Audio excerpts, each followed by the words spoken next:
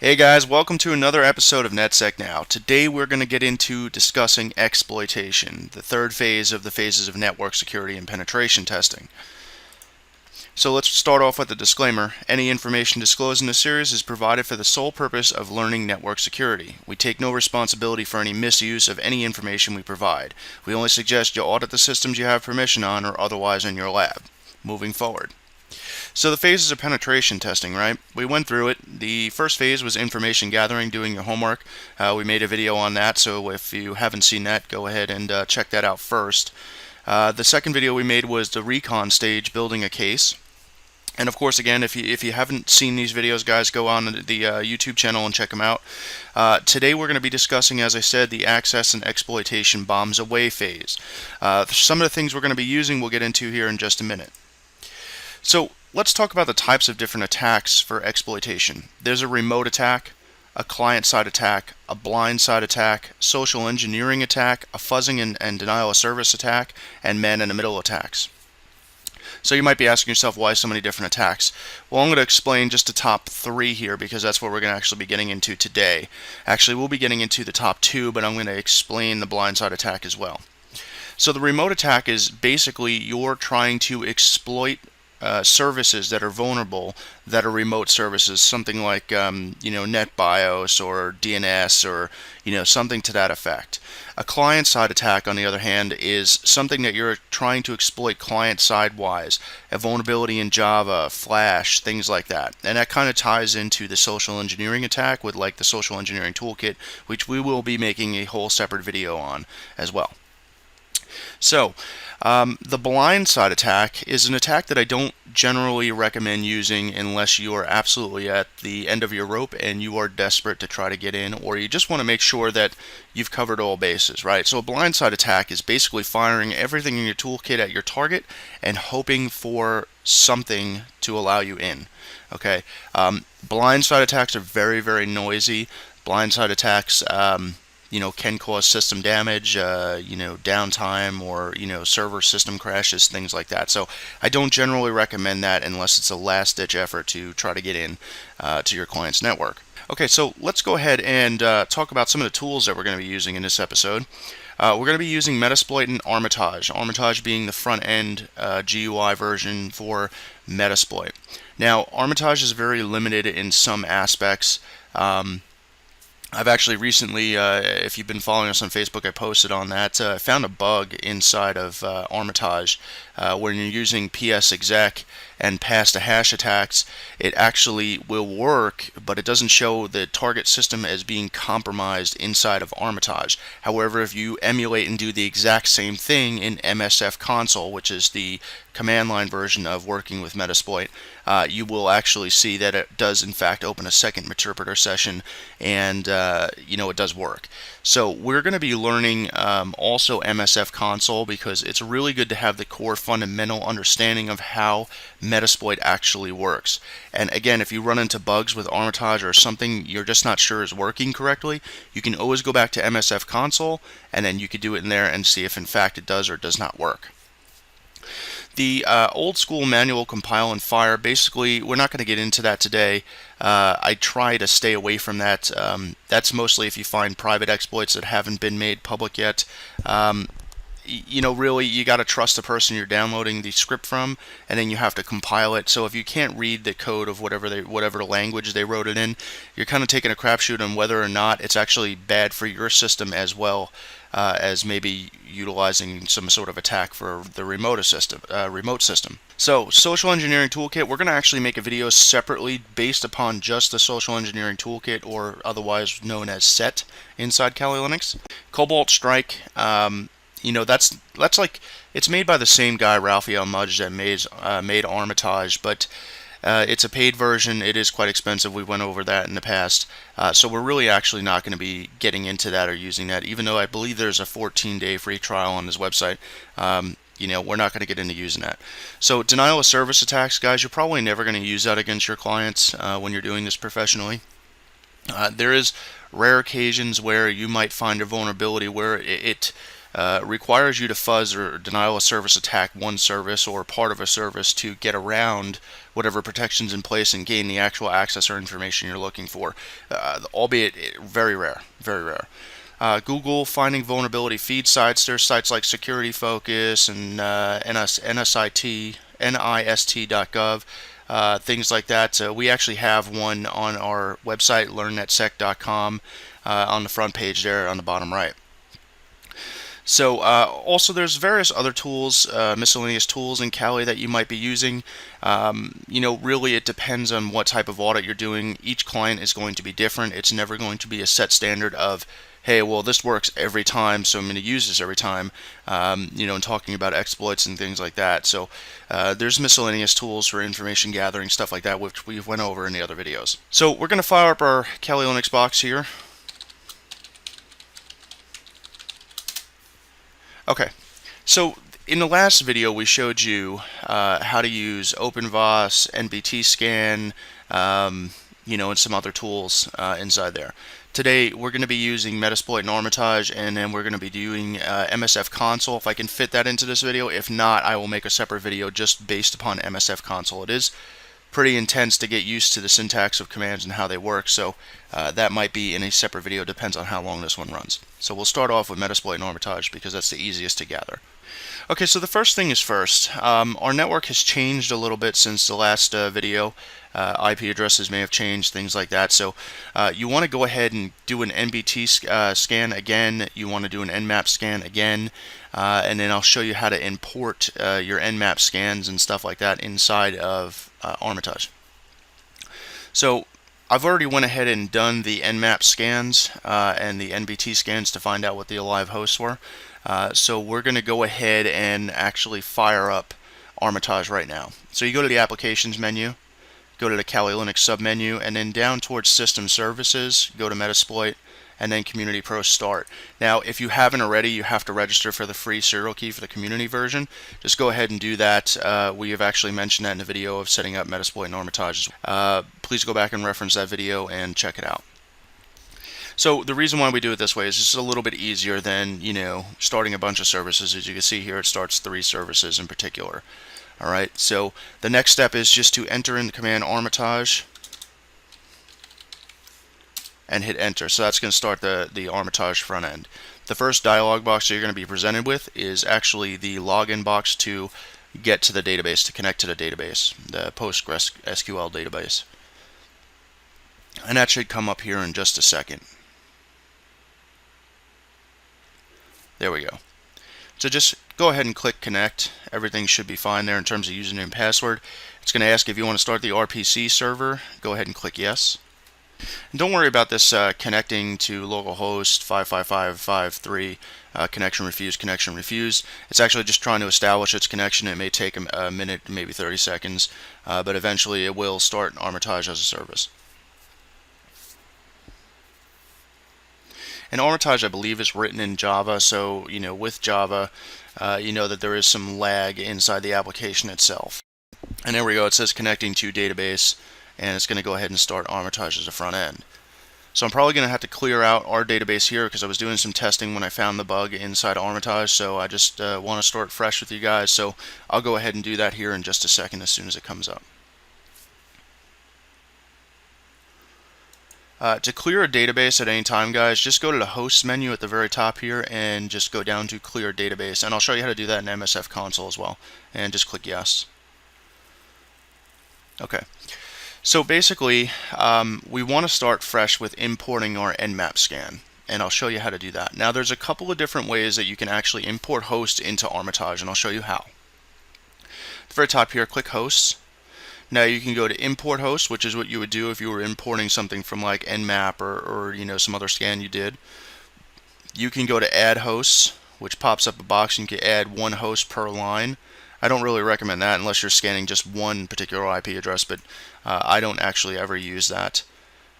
The other option you can do here is an Nmap scan. Now Metasploit itself has an Nmap module built into it, right? I prefer to do my Nmap scan separate because if I need to do a specialized type of scan, at least I can specify that in the command line parameter flags. but in here you could actually choose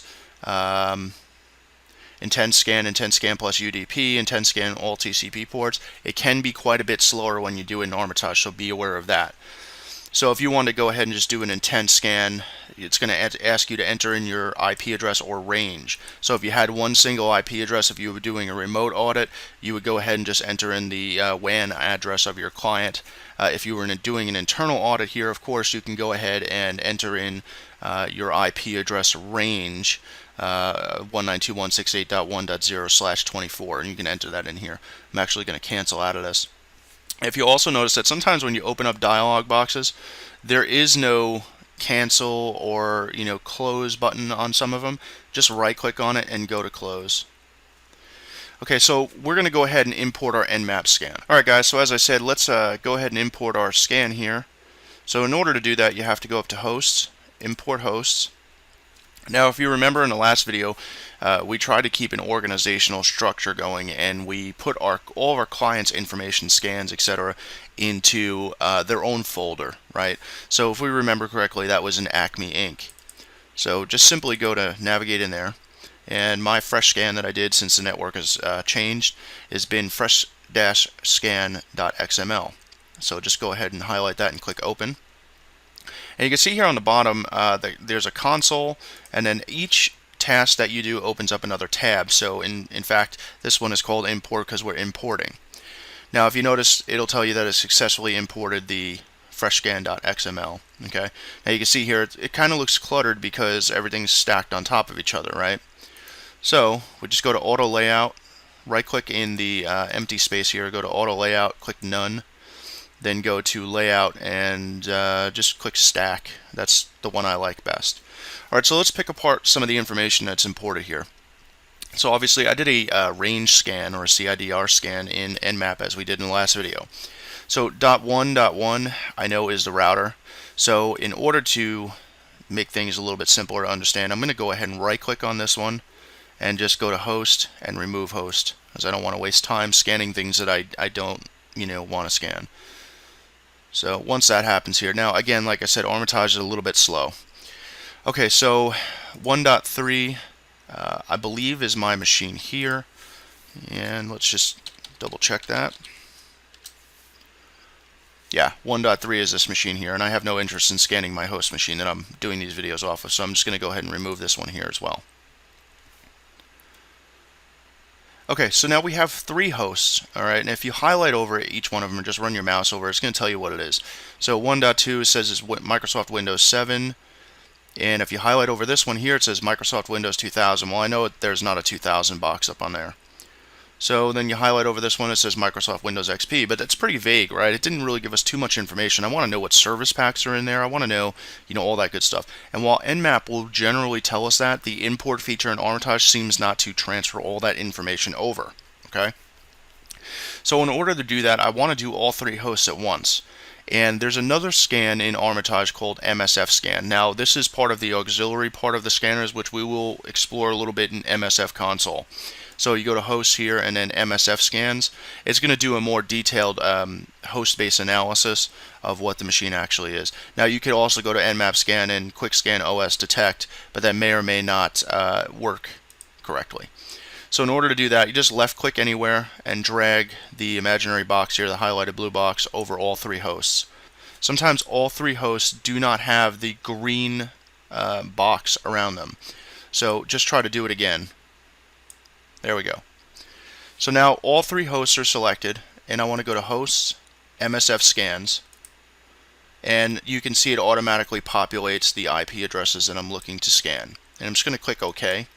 Now this can take a few minutes, guys, because it's scanning all these different ports for services that are running on them, so on and so forth. It's going to try to guess the operating system more directly and try to make a better accurate determination of the operating system.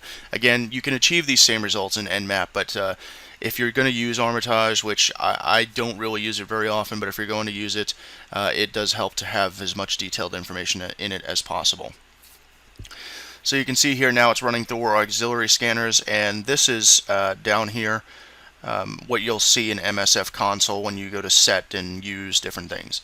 Now you can see that the one that said Windows 2000 has actually changed, and it says Microsoft Windows XP Service Pack 3. Now you can see that this one here, if you highlight over it, says Microsoft Windows 2003 Service Pack 0. What that one was reporting as XP before, and this one was reporting as Windows 2000, right? So now we got a clear picture of what we're actually working with here. Now I know 1.9 is statically set for that Windows 2003 Standard Edition server in our VM box, our Proxmox virtual machine host server. Okay, so this Windows.7.1 or Windows 7.1 has not changed, so that's good. Alright, so now we got our hosts in here. We know exactly what we're looking at. If at any time you want to right click on any one of these and go to services to see what services are going, you can go ahead and do that. So you can see here on 1.9 we got DNS running on port 53, and it'll try to do a banner grab, a rudimentary banner grab, and tell you what's running on it. We have port 80 open on there as well, Microsoft ISS 6.0. Port 88's Kerberos security or server time. Port 135 is Windows RPC. Then we look at 139, well that's NetBIOS. LDAP is running on it. SMB, which is 445. Now, when you're doing an audit, and if you're like already in the network, and we'll get into that in post exploitation and in our advanced series as well, but port 445 is a dangerous port to have open. Unfortunately, there's not too much you can do about that when you're local on a network. Okay, there's a lot of exploits that work on that port for these older versions of Windows, like 2003 Server, Windows XP, and even sometimes Windows 7. So then you have kpassword, Windows RPC over HTTP, and then TCP wrapped. Okay, so if you wanted to find out what services are running on this Windows XP machine, same thing, right click on it, go to services, and you can see this one's really just running 139.445, so it's just NetBIOS stuff. Okay, Windows 7, same thing. Now if you notice, every time you do a task, it opens up another tab down here. Now, this can get really confusing and really annoying when you have maybe 20 tabs open or something like that. So if you find the information you're looking for as you're going through, you can uncheck or delete some of these tabs by just clicking the X up here. So we know we imported our stuff already, we don't need that anymore. And we know we did our scan already, so we don't need that tab anymore. So now we just have our services open for each of the 3 boxes. So now you might be asking yourself, well, that's all great, but when are we going to get into the exploitation? Well, here's where we come into it. So if you remember correctly, we did in the last video, in the recon stage, we did the OpenVAS scan, whatever you call it. Now, if you remember looking in that PDF, there were some ports open and some services and some warnings and things like that. So you use that as a reference guide to try to build your case against what exploit you want to fire at what machine. Now, keep in mind, the way that Metasploit works and the way that Armitage works is that it kind of goes by what port is open and what service is running on that port. So while we may have port 445 open over here on the server, it may be patched already against that vulnerability, right? So you have to keep that in mind, that if an exploit doesn't work right away, it may be patched. They may have done their Windows updates, but a majority of the time they don't do system-wide updates across the whole entire network, or maybe they're doing the updates but a machine failed and they have no idea that the machine failed to do the update for whatever reason, so you can find a vulnerable target. Now again, you don't want to just go off and blindly fire everything. Now when I was talking about the blindside attack, in terms of using Armitage to do something like that, you have to go to attacks and then Hail Mary. And what that means is basically it's going to fire everything in the exploit database at that target system. Okay, it's very noisy, it can cause systems to crash, and you definitely don't want to do that to your client, right? Okay, so the first things first, you want to find attacks on a machine. So you want to find what's vulnerable, right? So if you just highlighted one machine here and you just go to attacks, find attacks, it's going to go ahead and query all the exploits in the database according to the services and ports that are running here, and it's going to try to determine maybe what exploit could be used for that port and that service. Now you can see here when it says attack analysis complete, you will now see an attack menu attached to each host in the target's window. So click OK. So if you right click now on the host, you can go to attack, and it's going to list a bunch of different things. So there's an MS03 026 DCOM, HTTP, this is a bug inside Armitage that I've let Raphael know about in the past. It still hasn't been fixed yet for whatever reason. You can't have something like, if you went to, let's go to bcsEY exploit. There's some exploits that support a check function, and what it does is it doesn't actually fire the exploit against the target. What it does is it checks the target to see if it's vulnerable to that specific exploit in hand. And then this menu only has one. But if you went down to IIS, you can see that it has 3 or 4 of them, right? 4 of them. So if you hit check exploits on this, it's going to run each exploit itself and try to use the check function. Now you'll see some of them here say this exploit does not support check. So some exploits that were built and verified and put into Metasploit do not support a check function. So unfortunately, on some of those you're going to have to manually fire them and just see. But we're looking for stuff that says, you know, this target is vulnerable or this target is exploitable. So you can see on this one here, the IIS MS0307 NTDLL WebDave module, it did do the check, and it says the target is not exploitable. So we know that right off the top there, the MS03, if we went to attack and then IIS, so the MS03007 we're not going to use, right? We know that right off the bat. Then this one here, IIS MSADC, says the target is not exploitable. So again, if we went to attack and then IIS and then down here, we know that it's not vulnerable to that one. So there are ones that said, like I said, exploit does not support check. Well, the IIS webdave upload.as or _ASP. So let's go ahead and try to fire that one, right? So attack IIS and then the IIS webdave, if that's the correct one, yes. So let's go ahead and click that to fire this exploit. Now this is actually going to really push the exploit towards the target and see. Okay, so once you do that, it opens up a dialog box here and it gives you some options. Now, not every exploit gives you these options. Some have options automatically picked for you by default. You are free to change whatever you'd like. So, targets automatic. I usually leave that in automatic. Sometimes it has other options here, which we will see later on, where you can choose a specific operating system or service to target. This one's automatic. I try to leave it on that if it has that, because it will run through it automatically and try it. Now, in order to, using a reverse connection, what that means basically is that whatever payload it's going to use to send to the target once the exploit is passed, and then it comes back to us to pick up the payload, we can try to use a reverse connection like a reverse TCP, reverse DNS, or a bind TCP, bind DNS, things like that. And we will get into that when we're using msfconsole. I will show you the differences. You also have an option here is called Show Advanced Options, and if you check that, now our options menu has changed. Before we get into changing any options, let's go ahead and take a look at the very top here. If you read this, it says this module can be used. It just gives you a brief overview of what this exploit is actually about. This module can be used to execute a payload on IIS servers that have the world writable directories. The payload is uploaded as an ASP script using a webdave put request. Okay, pretty simple, pretty straightforward. lhost is your local host, which is your machine that you're attacking from, right? So I know that this is the IP address of my Kali Linux box, and I can simply go ahead and find that out here by just issuing the ifconfig command, right? So this is our IP address. So we know that that's correct. Let's minimize this.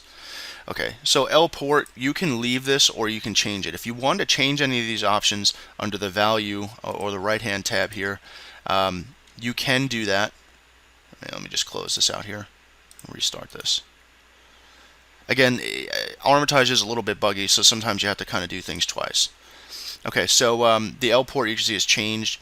If we wanted to change this, you left click on it once to highlight it in blue, and then on the right hand panel here you left click it again. Sometimes you have to do it 2 or 3 times until you have a cursor in the box, as you can see.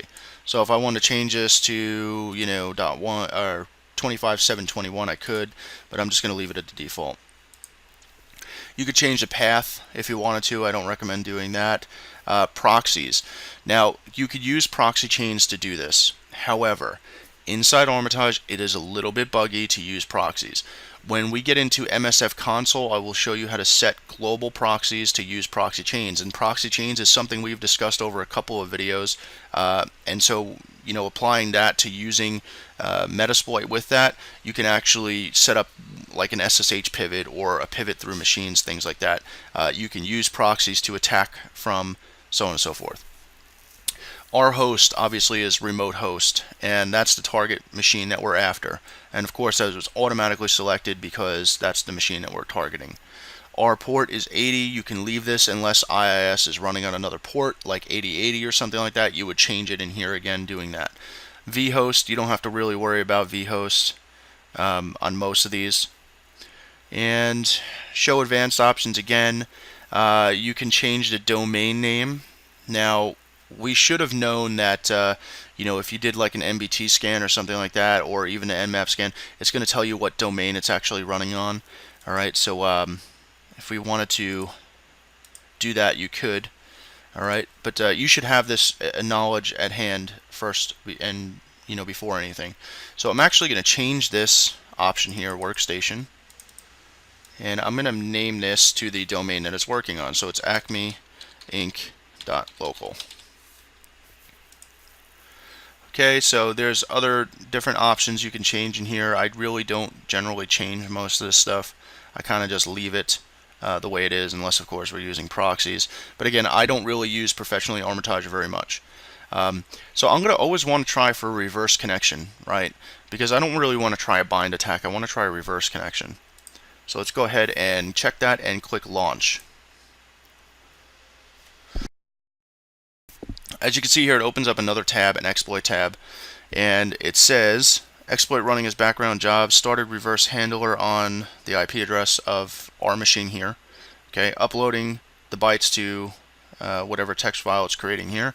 Upload failed, 403 forbidden. So that means that it doesn't have it's not really vulnerable because it doesn't have the post option as we saw in the description of the actual exploit. It doesn't have post enabled on that specific service. Okay, so that exploit pretty much failed.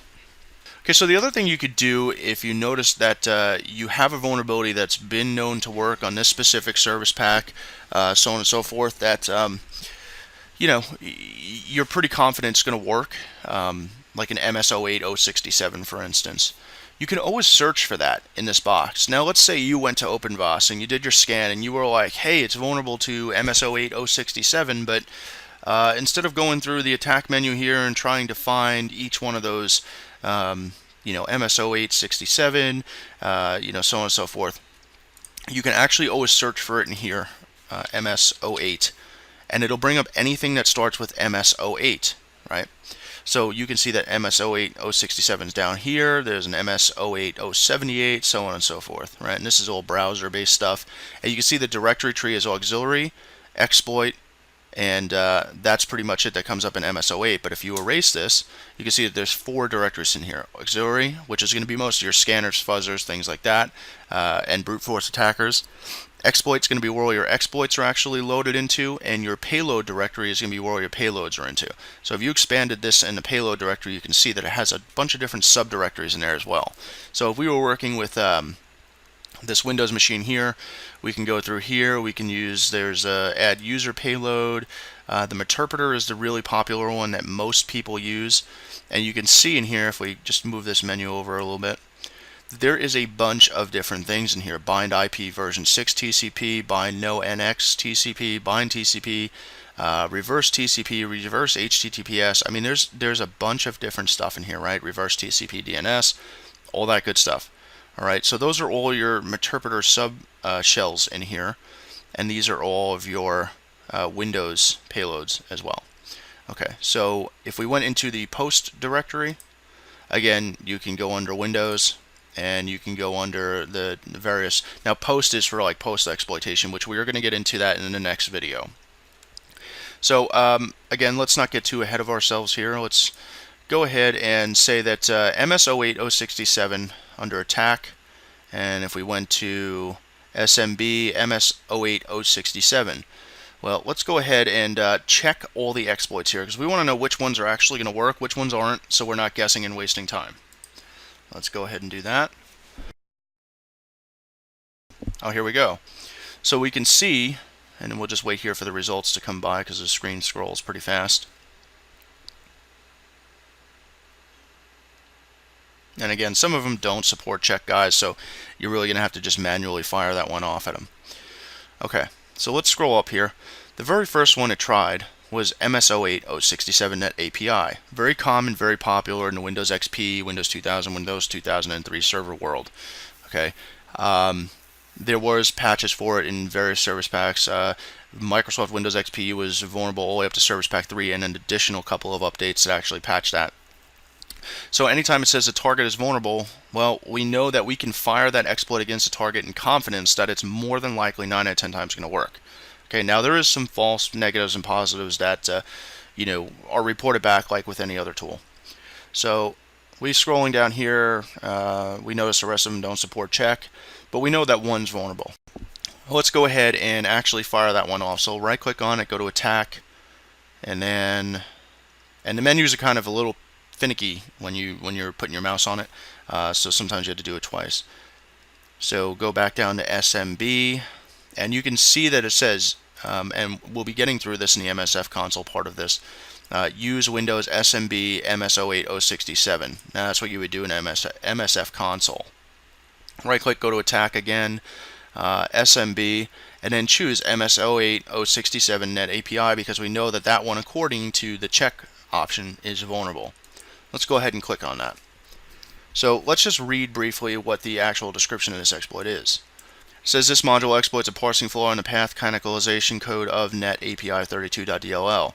Well, sometimes in these descriptions it'll tell us what the targets are that are actually vulnerable. So reading down here a little bit, the correct target must be used to prevent the server service along with a dozen others in the same process from crashing.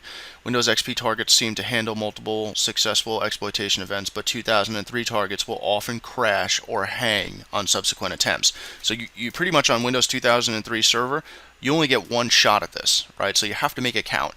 If for some reason you set something wrong, something gets messed up, guess what? It might crash, and then when you try to run the exploit again, it might not be vulnerable to it. Okay, so it might crash that service. So it's just giving you a heads up to watch out for that. This is just the first version of the module, full support for NX bypass on 2003, along with other platforms still in development. Okay, so again, lhost is us. lport, we'll just leave that. rhost is fine. The rport is fine. And again, you can see now when we click on targets, now we have a bunch of different types of targets in here. We're just going to leave this on automatic targeting. And I want to do a reverse connection because it is available. So I'm going to go ahead and click launch. And here you can see that it's actually exploiting. And it's giving it a fingerprint. And here we go. When it starts to say sending stage down here in the console menu, you know that you're pretty much going to get that box, okay? And then it says Meterpreter Session 1 Open 4, and it gives you the options. Now you have a Meterpreter Shell command line here, and we're going to get into that in msfconsole as well. The beautiful thing about Armitage is it gives you the graphical user bells and whistles interface to say, hey, look, this target's compromised. Okay, so you can see that once the target's compromised, the monitor picture up here turns red, it has lightning bolts through it, and all that good stuff. So now the information underneath that says we're running this exploit, completed, and it's running as system. So we're like God on that machine right now. And since that's a domain controller, that's horrible news for them, but great news for us, right? So we basically just took down their main, server, and now we have system level access to that, which is great because now we don't have to escalate privileges and go through all that nonsense. So right clicking on here, you now see a new option inside of the menu, and it's Meterpreter 1. And if you opened a second exploit on this, it would be Meterpreter 2, Meterpreter 3, so on and so forth. Now this we'll get into in post-exploitation, but just to give you a brief overview because I feel it's important to have that before we precursor into the next video. If you go through the sub-menu here of Meterpreter 1, you have access. You can migrate your process. We don't have to because we're system already, but if you wanted to, you could. You migrate it automatically by default to notepad.exe. So if Mr. sysadmin's looking in on that specific computer for whatever reason, the server in this case, he's not going to see that while we're firing commands and doing tasks on that machine that the system service is hammered to death, right? And it's not maxing out the CPU. So if we were doing it on Notepad, that's less suspicious, like, oh, well, the Notepad process just got stuck. And he's probably not going to kill it. Anyway, so scrolling through here, you got escalate privileges. Now, again, we're already system, so we're not going to, escalate our privileges at all. You have steal tokens, dump hashes, which we will be getting into. This will dump all of the usernames and password hashes for the Windows domain controller. And since we're on the Windows domain controller, this is really, really bad for them, but really, really good for us, right? Because once we do that, we have two options. We can try to crack the, the hashes, and we'll get into that. We would be using Hashcat and John the Ripper and all that good stuff. We could try to crack the hashes, or we can use another attack called pass the hash with psExec. Now, the bug that I found in Armitage, and I'm going to make an actual video for Raphael so he understands what the heck I'm talking about, because I posted it on the Facebook, and he's saying that it works, but we all know that it's not. I mean, it's pretty obvious. Anyway. So you have two methods of doing that, the LSAS method and the registry method. Either one you choose is going to work just fine.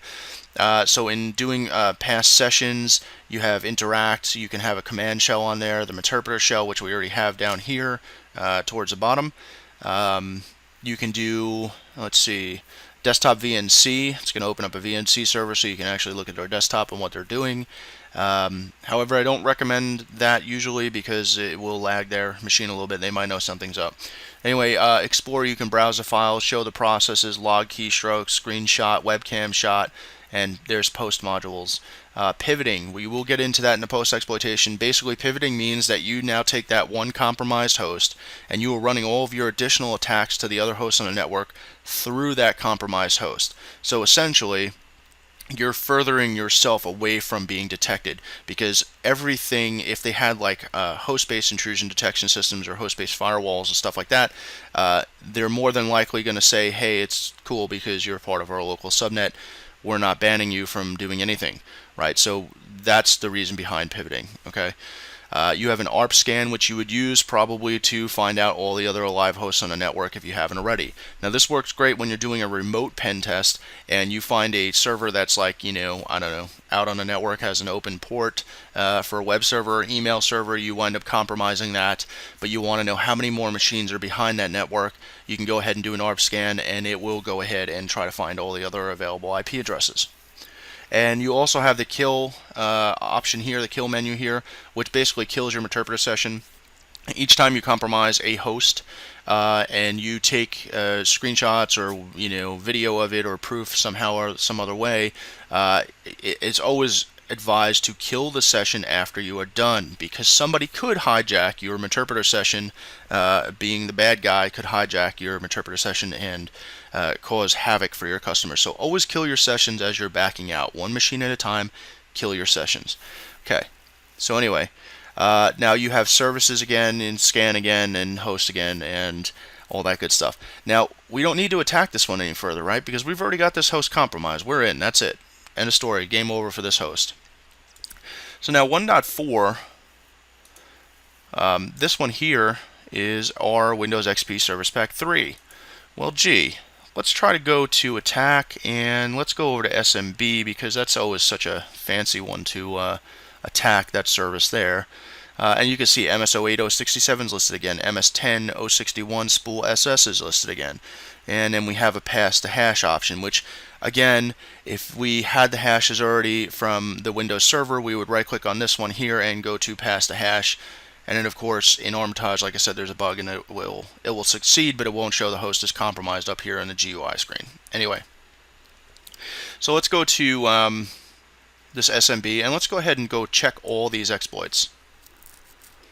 So you can see it's checking MS-08-067, and while MS-08-067 said that Windows XP up to Service Pack 3 is vulnerable, again, as I said in the beginning, it could be patched. So it's just going off the port and the service that's running on that port. It's not checking legitimately whether it is patched or not. In this case, on the MS-08-67, I'm sorry, it is checking that if it's patched or not, and it's saying the target is not vulnerable. I know that that machine automatically did some updates before I shut them off, so I know that it was vulnerable at one time, but the updates took care of that vulnerability, right? So again, you may come into a mixed network where you find some targets, their updates may have failed, or maybe the sysadmin is just not doing updates on that specific machine for whatever reason. There might be an update that conflicted with one of their level of business apps that are running on there or something like that. So there are some times where you're going to find that sysadmin intentionally does not do updates on one machine. And 9 out of 10 times, guys, or maybe 8 out of 10 times, guys, to be honest with you, it's on Windows servers, domain controllers for some reason. They don't want to update it because they're afraid that it may break the OS, which Windows updates, let's face it, have been known to do for ages. Will break the system, and if it breaks their server, guess what? Their whole network is down, right? So they don't want to break that, so they're just not doing updates on that server. Bad news again for them, good news for us. Okay. So as you can see here, it went through all of its checks, and there was quite a few here that didn't support check.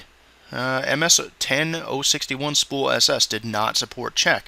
So let's go ahead and, because we know MS08067, which we use to compromise the Windows 2003 server here, is not exploitable on this target machine here. Okay, so let's go ahead and try to fire off the MS10 one. We'll right click on it again, go to Attack, SMB, MS10061. Okay. So let's go ahead and leave all these options in here good. I want to use a reverse connection, and I also want to show advanced options. So scrolling down in here, just to make sure everything is set up correctly. And it looks like everything in here is good. It doesn't give us a domain option to change that or a workstation option to change that. In reading the description, it says the module exploits the RPC service impersonation vulnerability detailed in Microsoft Bulletin MS10-061 by making specific DCE RPC requests to the start dock printer. So spool SS, it's against the printer service. So it doesn't really tell us what versions of Windows are actually exploitable to this. So let's just go ahead and launch this and see if it'll actually work. And you can see it's setting all of its options, which you would be doing in msfconsole, which is pretty easy because you can set globals in there, so it makes things a little bit easier for you. So it says exploit failed, no access. The server responded with this error, status access denied. Okay, so guess what? It wasn't vulnerable to that. Well, we can check other vulnerabilities if we want on here, but again, this is why it's important to have your PDF export or whatever export you did from OpenVOS to see if it did in fact find any vulnerabilities on that machine. So this way you're not wasting an exorbitant amount of time trying each one of these individually or trying to do the check option, which some of them may fail, so you have to inherently do that manually and fire each one. So you can see that there's an Oracle one, there's a Samba one. Let's try the Oracle and just do check against it so we're not actually firing it. It says this target is not exploitable. Okay, so we know that that's out. Samba, let's go ahead and, even though Samba is probably not going to work for this, let's go ahead and check exploits on that. Well, it says it doesn't support check, so we got to manually go back and do that and actually fire this. So reading in here, you can sometimes determine whether or not it's worth your time to actually fire this exploit over at it. Is it worth the fact of maybe being caught? Module exploits a command execution vulnerability in the Samba versions 3.0.20 through 3.0.25 RC3 when using a non-default username map script. Okay, so it doesn't really tell us that what it's going against, so we can really just go ahead and click show advanced options, just make sure if there's anything that we might change that might change our ability to actually exploit this. And we could probably try to change the domain if you wanted to. We'll just name this acmeinc.local, which is what that domain controller, or which that is part of the domain. If you had usernames and passwords, you could try to put them in over here. We don't have any usernames, passwords yet, so let's just go ahead and click launch. And you see exploit failed. It's not vulnerable to that exploit. Alright, so we basically tried almost all of them, guys. Again, using psExec would use a pass-to-hash attack. So you'd have to dump the hashes from the server or another compromised machine and try to pass those along the domain to the other workstations or servers in the domain. Now, generally speaking, when a Windows domain controller is on a network and everybody's connecting to that, it uses LDAP and the back end of Active Directory to store usernames and passwords so you can authenticate to the actual domain controller and say, hey, yeah, I'm part of the domain, give me an IP address, give me DNS, give me shared folders, give me, directory access to certain things, give me printers, give me all that good stuff, right? So when you're using pass-to-hash, you're basically dumping all those hashes that were in the domain controller and trying to pass it along to the workstations in hopes that the administrator, which they normally do, adds themselves to each machine so they can remote and fix things, whatever, or give the other local user different privileges, so on and so forth. So you want to try to pass the hash across that, and it should show up as a compromised machine, and you do have the option to set a payload like a reverse TCP interpreter shell, and that machine would in turn be compromised. Again, we'll get into all this in post-exploitation, but I just want to touch on it so you guys know what you're looking at. So obviously, again, we could see this dialog box here doesn't have a close option or any kind of minimize option. So again, right click on it and just go to close. So it looks like we're not getting access to this target just yet. However, if we use the pass-to-hash attack, there is a chance that we can still get in. Now, this is basically just a remote attack. If we did a client-side attack where we couldn't get in remotely any other way, like there was no other services that were vulnerable, we might use a client-side attack. And a client-side attack is using something like a social engineering toolkit, tricking a user to download a payload or basically an exploit and a payload from us. So that uses a little bit of social engineering as well. Let's move on to our Windows 7 host. Again, if you go under the attack menu, you can see here that it says MS03026DCOM. Well, let's go ahead and click on that and let's read the description. Now this is where it's going to come in handy. Okay, so it gives us some operating systems that are vulnerable to this. It says this module can exploit the English version of Windows NT 4.0 Service Pack 3-6A, Windows 2000, Windows XP, and Windows 2003 all in one request. Well, we know this is a Windows 7 machine. We're not really working with any of that stuff, right? And if you go down to your targets option, that's the only options that are selected. So we're not even going to bother firing that one because guess what? It's probably not going to work. So right click again, go to attack. So the DCERPC is out. Oracle, let's not worry about that one here. Samba, this one here. So now it has an MS08067. But here's the thing, guys.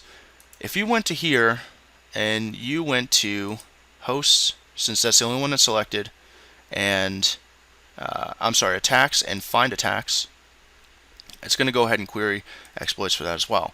So just to do that, just to make sure that we're not missing anything here, and it doesn't look like we're missing anything. Okay, so again, MS08067, if we click on that, we know that that's only working for Windows XP and Windows 2003. So let's close that. And it doesn't look like we really have any other thing on the way in.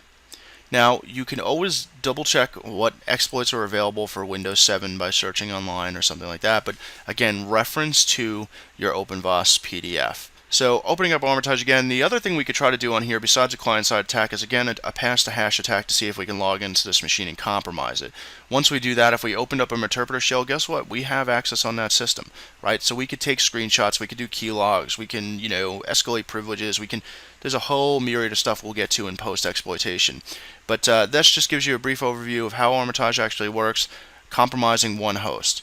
Now, using this same knowledge, we're going to try to compromise hosts inside of msfconsole. Alright guys, so that pretty much takes care of Armitage. We're going to get into msfconsole quickly. The first thing you need to know is you always need to go to the Applications menu, Kali Linux, and then System Services and start Metasploit Community Pro services. Since we've already used Armitage and this is the same video, those services are already started for us. So simply to start msfconsole, just in a command line or in a terminal, type in msfconsole and hit enter. And it may take about a minute or so to actually load it up. The other thing worth noting is every time you use Metasploit, you should probably do an update, MSF update. You don't have to be in Metasploit console to do that. The MSF console, you don't have to be in there to do that. You can actually just issue that from a command line and it'll do it for you. So when you start it up, you'll see here that it'll tell you the version here on the bottom and how many exploits, auxiliary modules, post modules, payloads, encoders, and NOPs are in the database. Okay, so I haven't updated mine in a while because this is just the lab box here. And since we're working with older Windows machines, I know it's going to be just fine. So let me just clear this out here. Okay, so there's a couple of things that you should know right off the bat. Okay, first things first is you have to do, if you wanted to use like the import function that we use in Armitage, there's a couple of different ways to do that.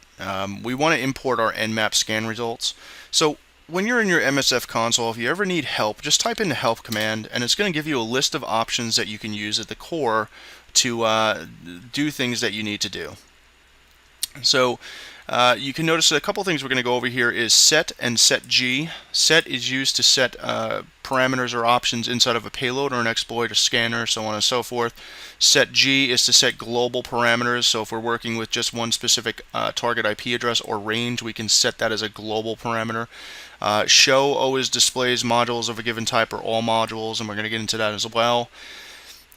Also, you have a couple of things down here with db export to export it like a report type of deal, which, as I discussed, is kind of cumbersome because there's no XSL file for it to be converted to an HTML document. So that's something I'm working on writing, like I said.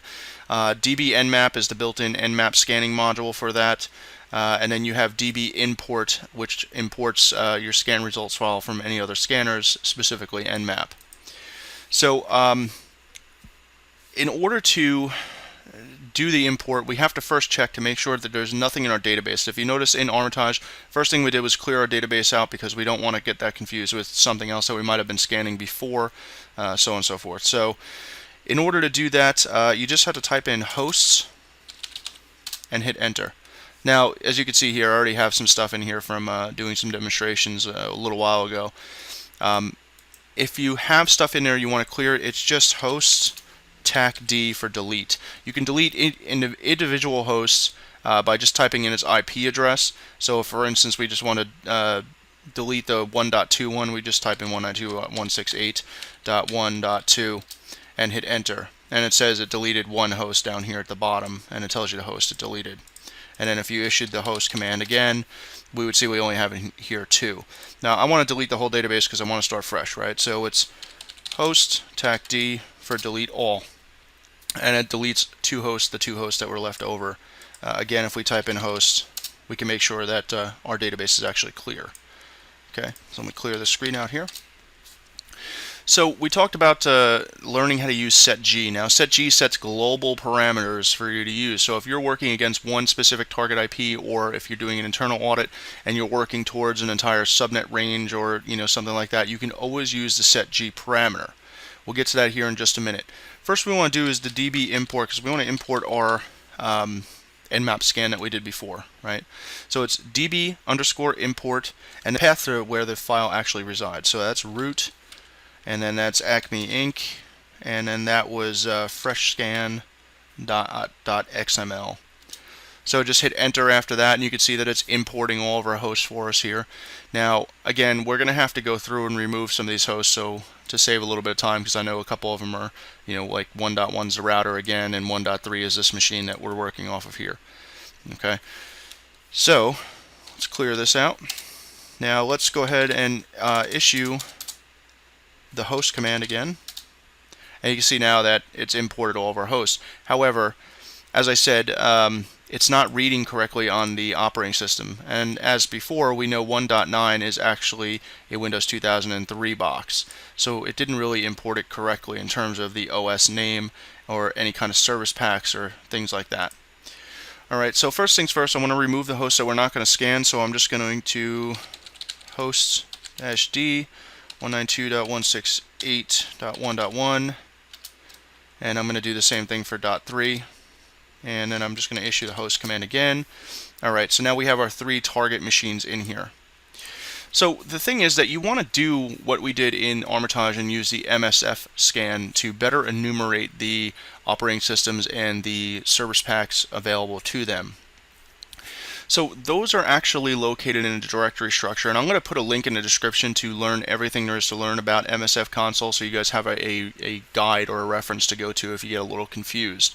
Okay, so auxiliary holds, as we've seen in Armitage, the directory tree structure. Auxiliary holds some of your scanners, fuzzers, DDoS attackers, brute forcers, things like that. Scanners that we want to use in terms of what the MSF scan was all about is actually called SMB_version, because we want to find out what version these operating systems are actually, the true versions of the operating systems are. So anytime that you want to find an actual scanner, exploit, vulnerability, payload, whatever that you're looking for, and you know the name of it, you can use the locate command. So that's locate, and then I'm looking for specifically SMB version. And now you can see it tells me that it's in auxiliary, scanner, SMB version. That's the scanner that I want to use. But what if I didn't know the name of the actual scanner that I was looking to use, right? So I could do show auxiliary, and it's going to show me everything in the auxiliary directory tree structure. And it may take a minute or maybe a little less depending on how fast your system is, because it is literally querying and doing like a directory command on everything that is in the auxiliary folder. Now you can see here it scrolls back everything that's under auxiliary. Okay, so we want to look for SMB because we know that we're looking to do some Windows stuff. And if we look here, we only have a few options for SMB scanners starting at the very top here. SMB pipe auditor, things like that. Well, SMB PSE exec, okay, SMB2, and we are looking for SMB version. So right here, it's under auxiliary as the top directory, then it's in scanner, SMB version. Okay, so let's just clear out the screen here. Alright, so first we want to use that actual tool. So the command is simple. Use auxiliary scanner, SMB, and then SMB_version. Okay, and you can always use tab as autocomplete. You can also arrow up, arrow down if you want to, go through your commands that you've already issued and just do it again. So I'm going to hit enter. Now you can see that the screen has changed a little bit here, and the SMB version is now highlighted in red. So that's actually what we're actually in right now. So we want to know what options are available to us in this script that we're using. So simply type in show options, and it'll tell you all the options. Now our hosts, SMB domain, workgroup, SMB pass, user, thread, so on and so forth. We can change all that. We want to type in our host. Now we're going to type in a range, right? So we want to go from .2 to .9. So it's simply to set an option. It's set and then the option our hosts, and you can use autocomplete on that just to make sure you're getting in the right syntax. Okay, and then it's 192.168.1.2 through .9. Now you don't have to type in a dot before 9. Keep that in mind. And hit enter. Now if you did show options again, you should see that it reflected. And here it is. Okay, so our changes have been made. And now simply we want to run the scanner. So what's the command? Run. Very simple, right? Now you can see it's going through, and it's going to do a determination on the operating system and the service pack available to it. Now it's not always 110% accurate, but it's pretty damn close most of the time. And you can see it's going to take a little while depending on the IP address range you're scanning, your internet speed, your computer speed, all those things again, guys, factor into any of the scans that we ever do. So keep that in mind if things are going a little bit slow. Okay, so it said scanned 8 out of 8 hosts, 100% complete, auxiliary module execution completed. Fantastic. So now if we issue the host command again, now we have a little bit more accurate depiction of what our machines actually look like. So now 1.9, instead of reporting as it was Windows XP, guess what? It's Windows Server 2003, Service Pack 0, right?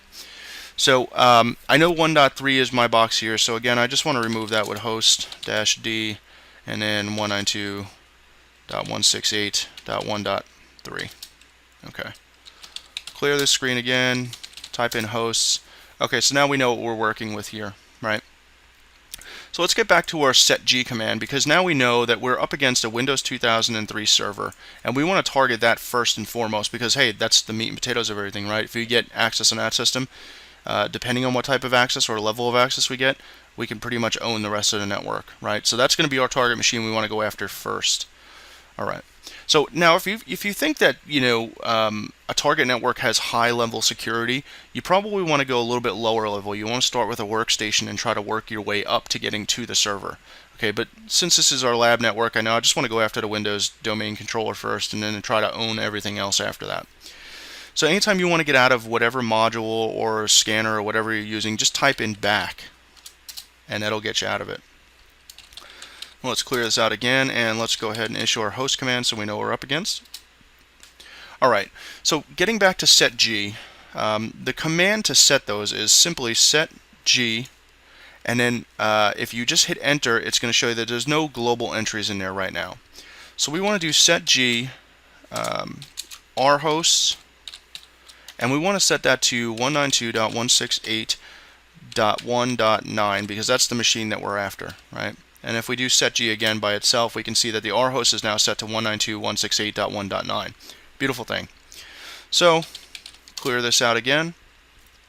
Now we know already that MS08067, that Windows 2003 server, is actually vulnerable to that. Now, if you weren't sure where an exploit actually lives or a payload actually lives, you can always do that locate command again. So if we did locate MS08_067, you can see that it's in exploits, Windows, SMB, MS08067.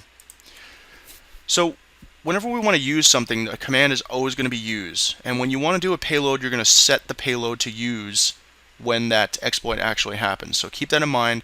It's use to use a scanner payload. Use to use a scanner, an exploit, so on and so forth. Set to set the payload that's going to be working with that exploit.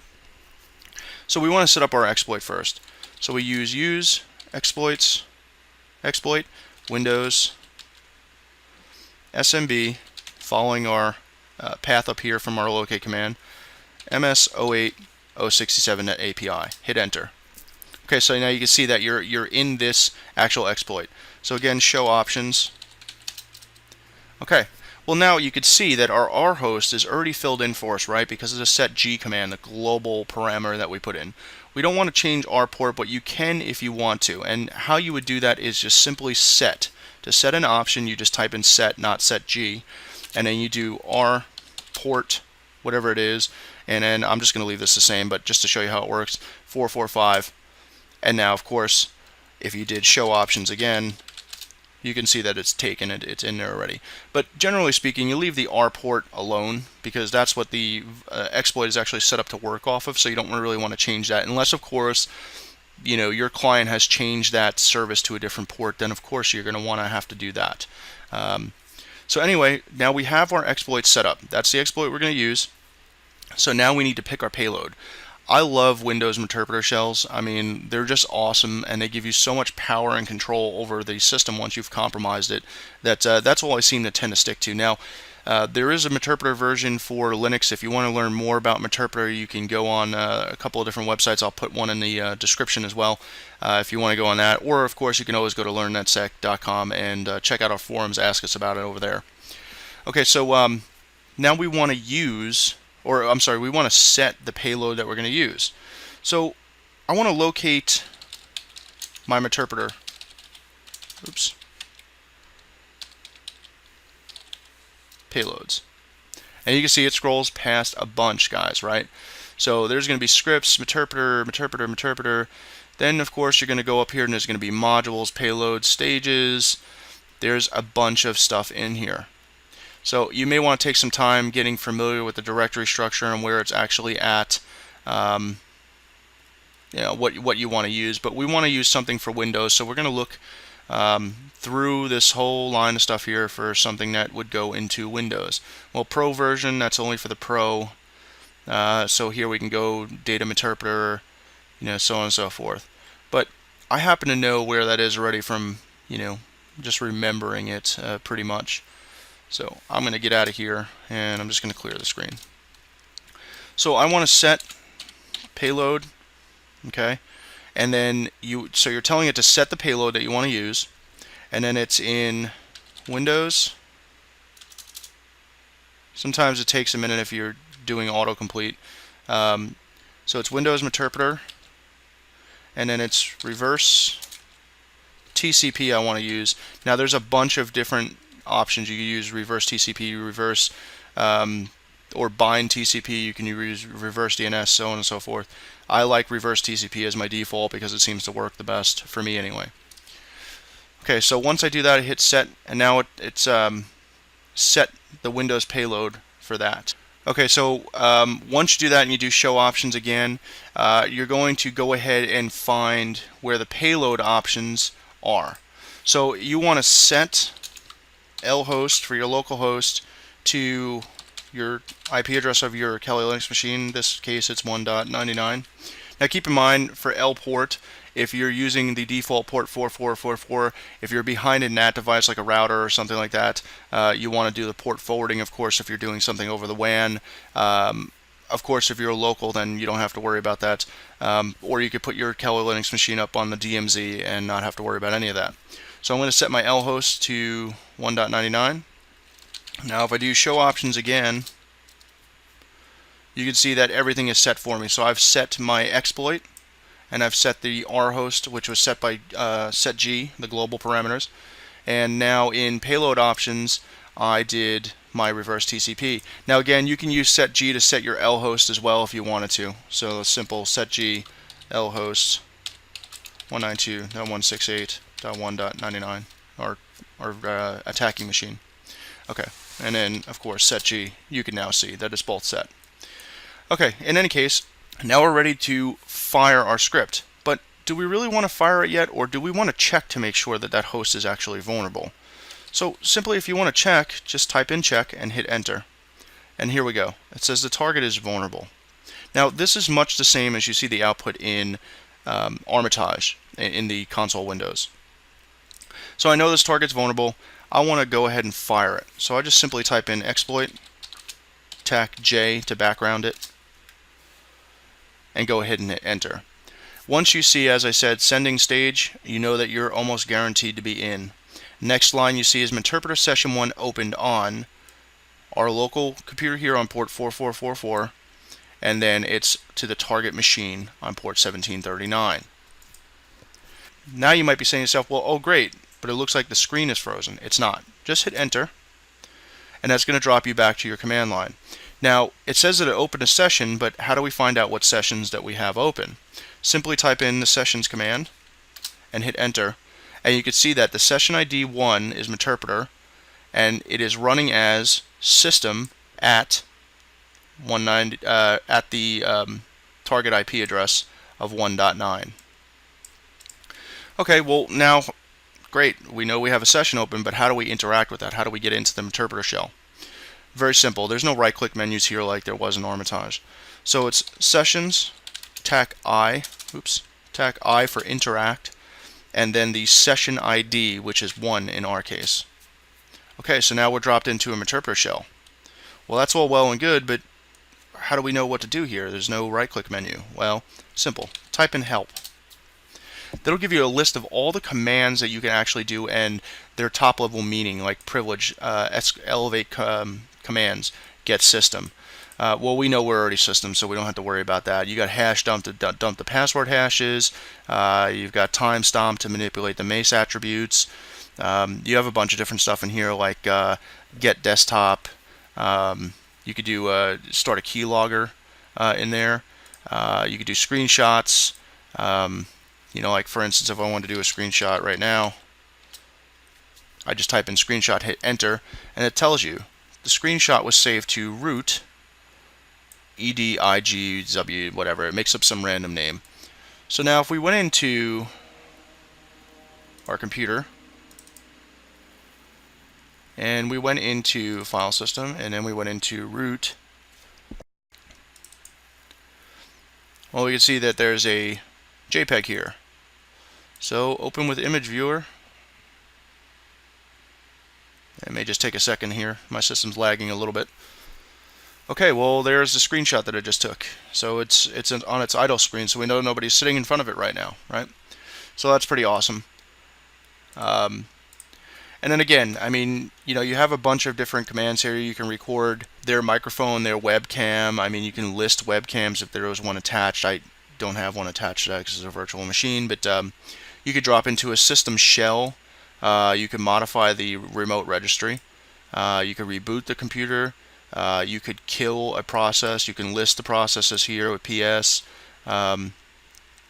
You can get privs, get PID. So if we want to do get PID, looks like current PID is 920. If we did PS to list all the processes, you would look for 920 in there for process ID. And here we are right here. So we are under the msfconsole.exe, and that's where we're at. Okay, so again, issuing the help command, just to go through some more of the other parameters here. You can do an upload a file directory. You can remove directory. You know, you can do basically, you can cat some directories of a file, stuff like that. So, I mean, there's a whole lot of stuff you can do here. Migrate processes, pretty much everything you can do, and a little bit more from Armitage, the way with the right-click menu and all that good stuff. Yeah, I mean, there's a ton of stuff you could do in here, guys. But that's pretty much it for using Meterpreter. If you want to get out of Meterpreter and kill your session at the very same time, you can always do exit, right? So those sessions are closed, and if we type in sessions again, you can see that there's no active sessions. So let me just get out of here. I want to go ahead and just do this quickly so you guys see how fast, once you get used to it, see how fast it actually works. So again, I want to list my hosts. I want to go after 1.9. I've done my set G parameters already, so I know that that's good. I want to use exploit Windows SMB MS08 067. I want to show options, and it looks like my options were set in there. And of course, I want to use my Meterpreter shell. So it's set payload Windows Meterpreter reverse TCP show options. My L host is already set because I did the set G. Now I just want to do check vulnerable. I want to do exploit J.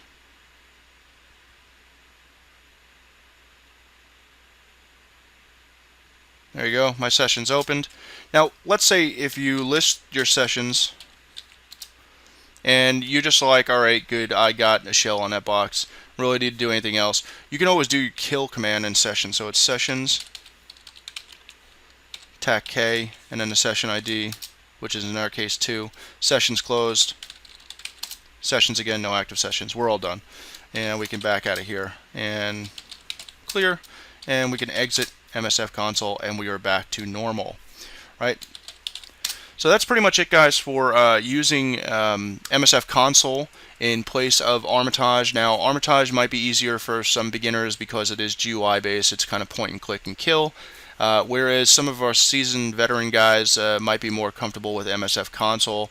And like I said, I've noticed a few bugs inside of Armitage that, you know, like with bcsEY and pass the hash, which didn't show as a compromised host. Meanwhile, I did the same thing in msfconsole the same exact way, and sure enough, it gave me a reverse Meterpreter shell on that box. So meanwhile, while there wasn't any other active exploits as we've seen for like the Windows XP Service Pack 3 box in Armitage or the Windows 7 box in Armitage, I was able to actually use pass the hash and psexec and actually compromise those machines and open Meterpreter sessions on those as well.